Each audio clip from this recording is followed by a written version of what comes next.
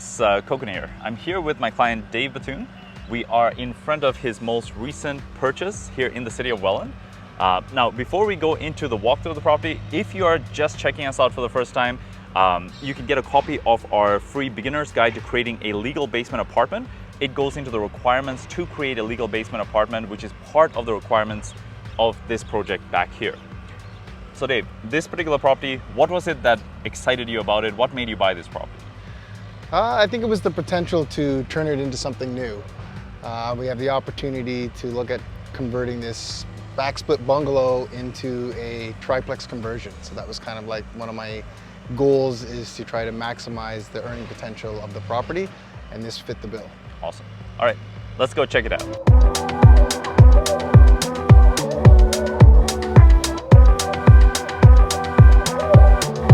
All right, we are in this massive oversized garage at this property. So Dave, what was it about this garage that you saw as a potential for this property?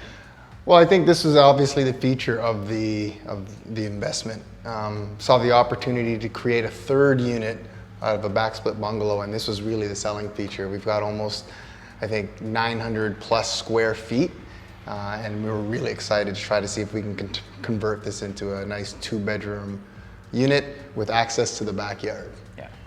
Yeah, this is definitely very unique. You can literally fit like 5 cars in this garage if you wanted to.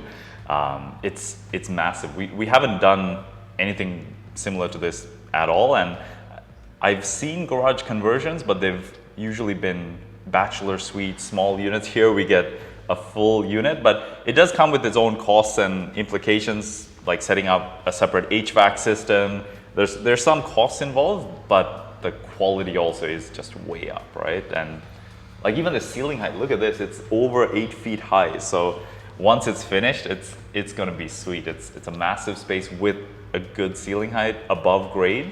Yeah, it's gonna be something special.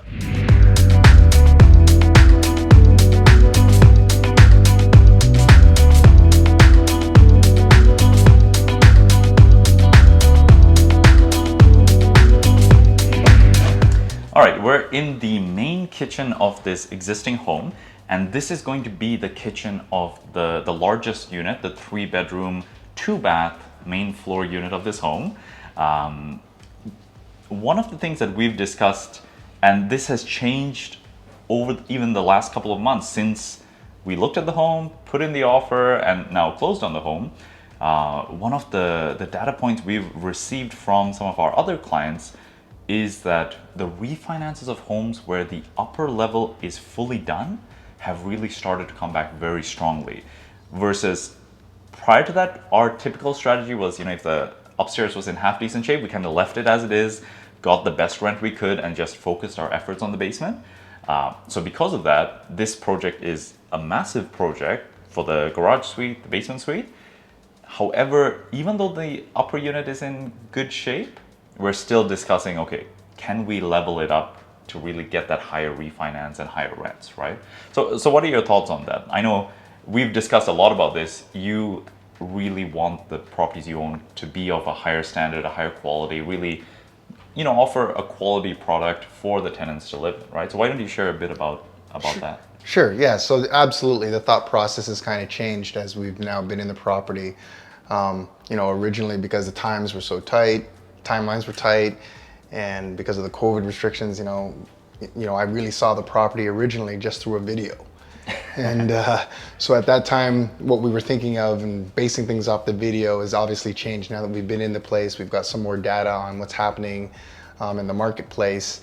And yeah, we now are looking to change some of the things up, and with changing the flooring, we're trying to redo the kitchen, change out the appliances. Those are things in the past that I would have probably just let go for now because they're in decent shape, and then invested the money into the basements or some of the other renovations.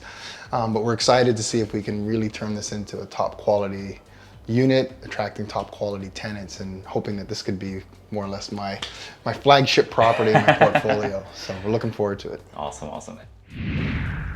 One of the especially unique things about this particular unit and this home is that it came with a 2-piece ensuite a second washroom in this unit just in the master bedroom. And part of our plans is to expand that to make it a three-piece, so have a shower as well as a toilet, but as an ensuite washroom, which is hugely unique. We rarely ever see that quality of unit available for rent.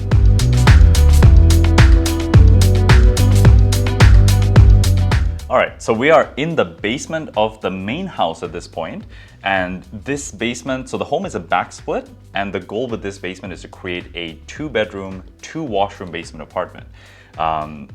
Yeah, so why don't you share, Dave, a little bit about what we're planning to do with this basement? Sure. Excited for this project again. It's taken another step forward in some of the scope of work that we've done in the past. In the past, we've always looked at places that had a bachelor suite, or the kitchen was already there and there was a washroom and we were just trying to upgrade it. Whereas this time we'll be installing a kitchen, adding a second bathroom, and then really making it a nice 2-bedroom unit with even a spot for a study. So it's a much bigger project for the basement unit, and it's my first time working with a back split. But really excited to see if we can convert this into a top level, top quality 2-bedroom unit. Yeah, with this particular unit, there's actually space if we wanted to make the lowest level 3 bedrooms instead of 2, but we chose to reduce the number of bedrooms, make them larger, increase the quality, and also to attract the tenant profile that we want. We don't necessarily, like if the plan was to rent to students or to get more people in the home, we may put more bedrooms, but the goal here is to create a higher quality unit with less people, because now there's 3 units. We don't necessarily want 20 people living in the house, right? So we want to kind of control that and get the tenant quality that we want. All right, we're now in the massive backyard of this property. It's a pie-shaped lot, so we have this huge oversized backyard. You can see the home in the back there, so we're gonna have the upper unit up there. The lower unit has those amazing windows. It's a full raised bungalow style at the back. And then we have this garage over here. We're gonna be putting windows here to get a lot of natural light into that unit.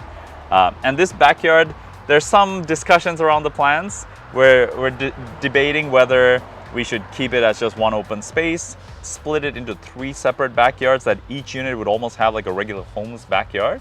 But anyways, the potential is there. So whether we do it now, whether we do it next year, it's a huge upside for the future. Yeah, Dave, why don't you share? So this is now, you're quite a few years into your investing. You have a good portfolio at this point. This is not a property you would have bought even a few years ago, right? Why don't you share a bit of the progression to get to this property? Sure, yeah. Obviously, this is a much bigger purchase and things than we were considering at the beginning. At the beginning of our purchases, it was more about getting into the market, finding homes that were pretty much you could purchase and rent out immediately. Single-family homes is where we kind of started. And actually what's funding the purchase of this property is the fact that we've sold one of our single-family homes that was kind of limited in terms of the cash flow potential, to now kind of evolve the portfolio into something that could generate more cash flow and be a better long-term investment. So I'm now starting to look at some of those properties that I invested in early on, which were great properties and served a purpose at that time. But my goals and kind of like my visions and the capacity to do more and I also know more has kind of changed over the last 4 or 5 years. And now we're kind of going back into the portfolio and trying to find homes that suit my goals and needs now, which include slightly more work, bigger projects, but hopefully in the long run, more cash flow and greater value in properties. Yeah, because even the property that you sold just recently in Hamilton, that was a single family home. We sold it north of 600,000, and that property you had built up a good amount of equity in the years you've owned it, so that was great. It moved you forward, but the income potential, it was making what, 1,800, and it was kind of capped there as a single family. Right. This property, around the same purchase price, a little bit higher, right? It needs some work, but this is going to make maybe north of 5,000 in rent, right? So it's like more than double, close to tripling the rental potential. And just as a long-term addition to the portfolio, it's getting the portfolio to where you want it to be, right? To fit your goals, to create a certain amount of cash flow, and really just filtering and defining that criteria more and more. So, yeah. If you're interested in real estate investing and creating a legal basement apartment, check out my beginner's guide to creating a legal basement apartment.